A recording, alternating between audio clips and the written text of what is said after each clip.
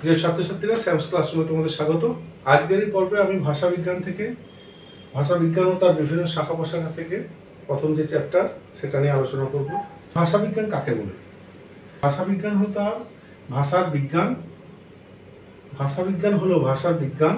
ভাষা নিয়ে বিজ্ঞানসম্মত চর্চাই হলো ভাষাবিজ্ঞানের উদ্দেশ্য। তাহলে এই লাইনটিকে যদি আমি ব্যাখ্যা করি তাহলে দেখতে পাবো ভাষাবিজ্ঞান হলো ভাষার বিজ্ঞান। আমরা জানি প্রত্যেকেরই নিজস্ব একটি ভাষা আছে যেটি বলা হয় মাতৃভাষা। আমাদের যেমন মাতৃভাষা হচ্ছে বাংলা। তাই বাংলা ভাষা চর্চা করা, বিজ্ঞানসম্মতভাবে চর্চা করা, সেটাই হচ্ছে মূলত ভাষাবিজ্ঞানের উদ্দেশ্য। এই ভাষাবিজ্ঞান আলোচনার পূর্বে আমি একটু সংক্ষেপে বলে দিই ভাষা কি। ভাষা হচ্ছে আমাদের মনের ভাব প্রকাশ করে যায়, তাই হচ্ছে ভাষা। এই মনের ভাব প্রকাশ করতে গেলে আমাদের কিছু শব্দ ব্যবহার করতে হয়, যে শব্দগুলো দিয়ে আমরা মনের ভাবকে উপলব্ধি করতে পারি।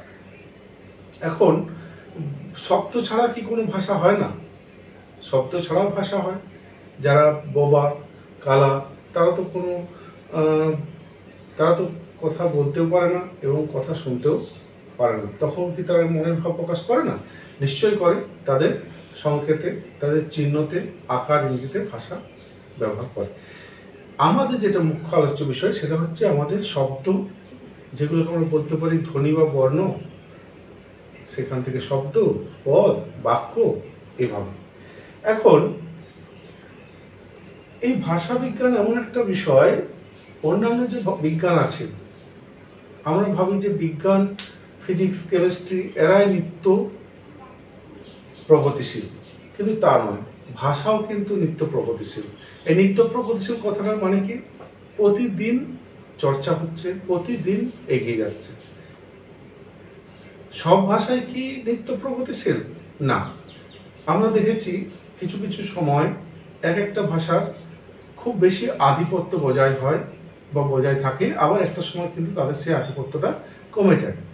তোমরা ভাবো, বিশ্ব ভাষাতে যদি আমরা যাই, ল্যাটিন ছিল একটা সময় শ্রেষ্ঠ ভাষা, কিন্তু আজকে গোটা বিশ্বে শ্রেষ্ঠ ভাষা হিসেবে আমরা ইংরেজি ভাষাকেই জানি।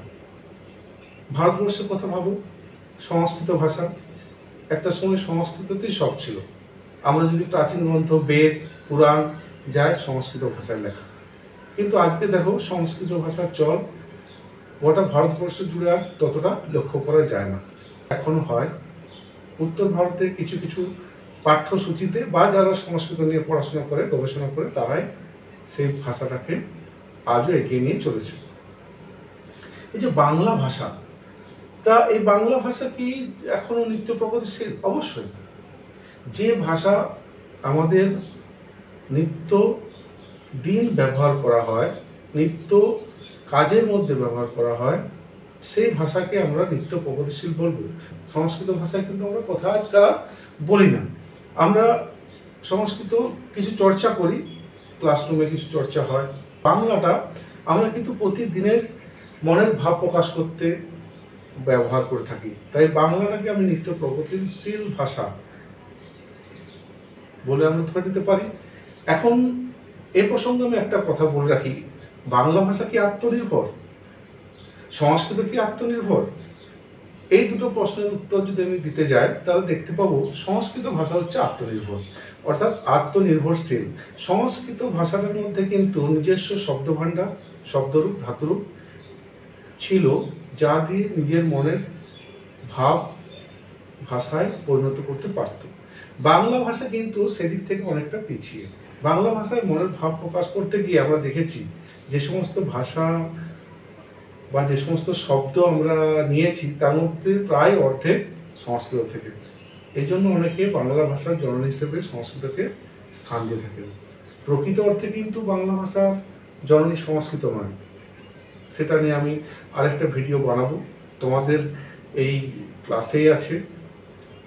এখন যেটা হচ্ছে বলে রাখি এটুকু, যে বাংলা ভাষা জননী যদি দেখা যায় তাহলে হচ্ছে মাগধী অপভ্রংশ হচ্ছে বাংলা ভাষার জননী। ভাষাবিজ্ঞান কোন ভাষার চর্চা করে? ভাষাবিজ্ঞান মৌখিক ভাষার চর্চা করে। মৌখিক ভাষা কি? না যে কথাগুলোকে আমরা মুখে মুখে বলে আসছি, আমরা যে কথা মনের ভাব প্রকাশ করতে ব্যবহার করছি, এগুলো হচ্ছে মৌখিক ভাষা। এই মৌখিক ভাষাগুলো থেকে যখন আমরা শিল্পসম্মতভাবে কোনো গ্রন্থ রচনা করছি, কোনো জায়গায় লিখছি, তখন সেটা হয়ে যাচ্ছে সাহিত্যিক ভাষা বা লিখিত ভাষা। এ প্রসঙ্গে এটা তোমরা অবশ্যই মনে রাখবে, ভাষাবিজ্ঞান কিন্তু কখনোই লিখিত ভাষার চর্চা করে না। যেটা করে সেটা হচ্ছে মৌখিক ভাষার চর্চা করে। দেখো, মানুষ ভাষা ব্যবহার করতে শিখলো তখন থেকে কিন্তু মৌখিক ভাষার প্রচলন শুরু হলো। লিখিত ভাষা কিন্তু অনেক পর এসেছে। লিখিত ভাষার প্রতিরূপ আমরা যদি দেখতে যাই তাহলে খুব জোর হলে 5-7 হাজার বছর আগে লিখিত প্রামাণ্য গ্রন্থ যেটা বেদ, সেটাকে আমরা যদি দেখি যে ঋগ্বেদ খ্রিস্টপূর্ব 1500 অব্দে রচিত হয়েছে। তাহলে লিখিত ভাষার চর্চা খুব বেশি দিন নয়, যেটা খুব বেশি দিনে সেটা হচ্ছে মৌখিক ভাষা। এই ভাষা বিজ্ঞানের যে শাখা, 3টে বহুল প্রচলিত শাখা আছে। সেই 3টে কি কি? একটা হচ্ছে তুলনামূলক, 2 হচ্ছে ঐতিহাসিক, 3 হচ্ছে বর্ণনামূলক। আমি এই 3টাকে সংক্ষিপ্ত আকারে সুন্দরভাবে বোঝাবার চেষ্টা করব। যদি বুঝতে পারো তাহলে ভিডিওটি অবশ্যই লাইক করবে, যদি ভালো লাগে বন্ধুদের মধ্যে শেয়ার করবে। এখন চলে আসছে তুলনামূলক ভাষাবিজ্ঞান। এই তুলনামূলক ভাষাবিজ্ঞান কি না, কতগুলো ভাষার মধ্যে তুলনা করে দেখা যায় যে ভাষাগুলো একই গোত্রের বা একই গোষ্ঠীর অন্তর্ভুক্ত। এই তুলনামূলক ভাষাবিজ্ঞানের সূত্রপাত করেছিলেন কে? William Jones, sir William Jones. কত খ্রিস্টাব্দে? 1786 খ্রিস্টাব্দে। তিনি কি দেখলেন? Sanskrit, Greek, Latin, Sanskrit, Greek, Latin এই ভাষাগুলির উৎপত্তির মূলে দেখা যাচ্ছে একটি মাত্র ভাষাগোষ্ঠী রয়েছে, সেটির নাম হচ্ছে ইন্দো ইউরোপীয়। এই যে তুলনা করা হলো সংস্কৃত, গ্রিক, লাতিন, এই তুলনা করে একটা সিদ্ধান্তে পৌঁছালেন, সেটা হচ্ছে কি এদের মূল উৎপত্তি স্থান হচ্ছে ইন্দো ইউরোপীয়। এটিকে বলা হচ্ছে তুলনামূলক ভাষাবিজ্ঞান। আমি আবার বলছি, তুলনামূলক ভাষাবিজ্ঞানের যিনি সূত্রপাত করেছিলেন তিনি হচ্ছেন স্যার উইলিয়াম জোন্স, 1786 খ্রিস্টাব্দে। এটি কিন্তু এমসিকিউর জন্য খুব ইম্পর্টেন্ট। এরপর চলে আসছে ঐতিহাসিক ভাষাবিজ্ঞানে। দেখো, তুলনামূলক ভাষাবিজ্ঞানে যেখানে বিভিন্ন ভাষার মধ্যে তুলনা করা হয়েছে, ঐতিহাসিক ভাষাবিজ্ঞানে কিন্তু সেরকমটা করা হয়নি। ঐতিহাসিক ভাষাবিজ্ঞানে আমরা কি দেখছি? ঐতিহাসিক ভাষাবিজ্ঞানে যে ভাষার প্রথম থেকে আদি থেকে বর্তমান সময় পর্যন্ত যে একটা রূপরেখা, প্রাচীন ভারতীয় আর্য ভাষা, মধ্য ভারতীয় আর্য ভাষা, নব্য ভারতীয় আর্য ভাষার অন্তর্গত বাংলা, এই যে একটা পুরো ভাষার যে রূপটা বা পথটা, এই পথটাকে নিয়ে আলোচনা করে হচ্ছে ঐতিহাসিক ভাষাবিজ্ঞান। এখানে আমরা দেখব যে একটি ভাষা কিভাবে উৎপত্তি হয়েছে, কিভাবে পরিবর্তন হয়েছে।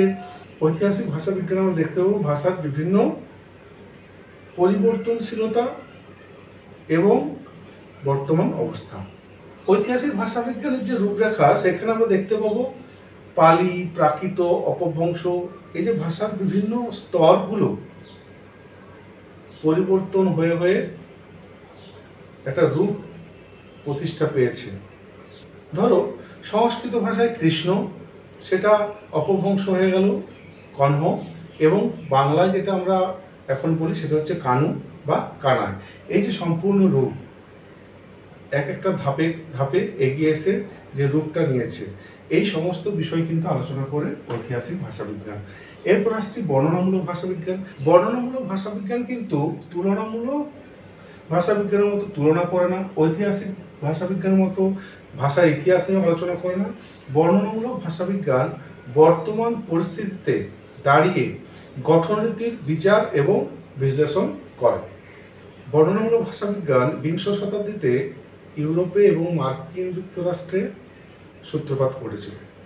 এই ভাষাবিজ্ঞানের মূল যে অংশ সেটি হচ্ছে 4টি: ধ্বনিবিজ্ঞান ও ধ্বনিতত্ত্ব, রূপতত্ত্ব, বাক্যতত্ত্ব এবং শব্দার্থতত্ত্ব। এই 4টিরই কিন্তু একটি করে চ্যাপ্টার আছে। এগুলি চ্যাপ্টারে অবশ্যই আলোচনা করব। এখান থেকে যত ধরনের এমসিকিউ প্রশ্ন হবে সেগুলো আমি অবশ্যই ভিডিওতে আপলোড করব। নজর রাখো চ্যানেলে নতুন হলে অবশ্যই সাবস্ক্রাইব করে নেবে। ভালো থেকো, টাটা।